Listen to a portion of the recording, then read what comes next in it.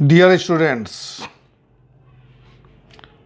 आज के क्लास में मैं संस्कृति पर चर्चा करने जा रहा हूँ। आज का विषय है व्हाट इज कल्चर। संस्कृति क्या है। पहले के क्लास में भी मैंने इस पर कई बार चर्चा किया हूँ, लेकिन आज के क्लास में सिर्फ संस्कृति पर विस्तार पूर्वक चर्चा कर रहा हूँ। आप लोग से गुजारिश है कि आप लोग ध्यान से इसको सुने, समझें और इसको लिख लें। यह आपके लिए फ़ायदेमंद होगा। चलिए विषय की ओर चलते हैं कि अलग अलग विद्वानों ने अपने अपने तरीके से संस्कृति को परिभाषित करने का प्रयास किया है। कुछ विद्वान संस्कृति को संस्कार शब्द का रूपांतर मानते हैं, परंतु मानव शास्त्रियों के अनुसार संस्कृति सीखे हुए व्यवहार की वह समग्रता है जिसमें एक बच्चे का व्यक्तित्व पलता और पनपता है।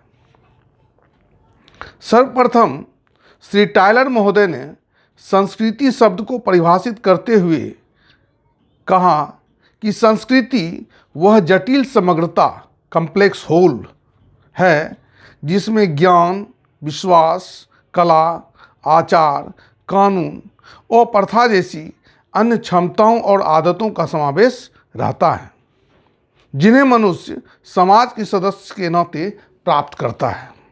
इस परिभाषा में इस बात पर बल दिया गया है कि संस्कृति मानव की सामाजिक विरासत है।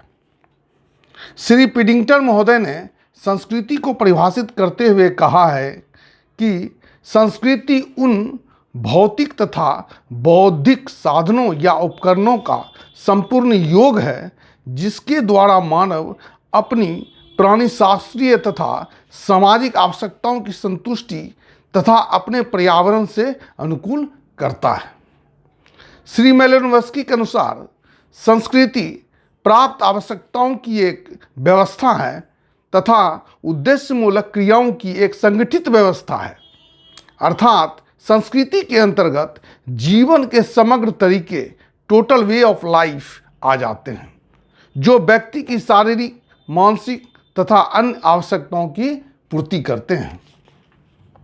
श्री हॉवेल के अनुसार culture is the sum total of learned behaviour pattern, अर्थात सीखे हुए व्यवहार प्रतिमानों की समग्रता को संस्कृति कहा जाता है, जिसे मानव अपने सामाजिक जीवन में सीखता है।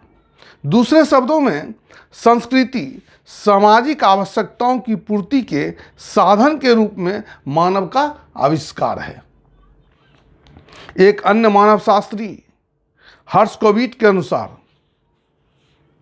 संस्कृति पर्यावरण का मानव निर्मित भाग है।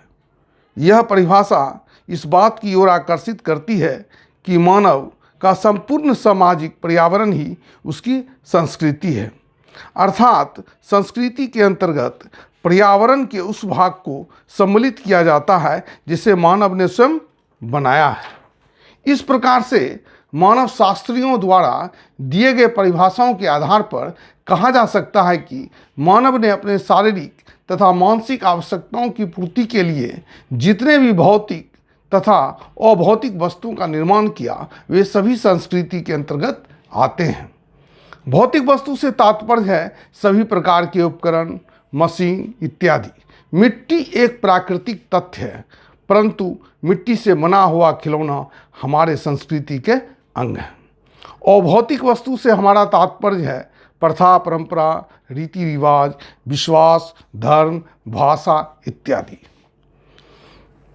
मानव का संस्कृति के रूप में सबसे बड़ा उपहार भाषा ही है, क्योंकि मानव तथा पशु में सबसे बड़ा अंतर भाषा ही है।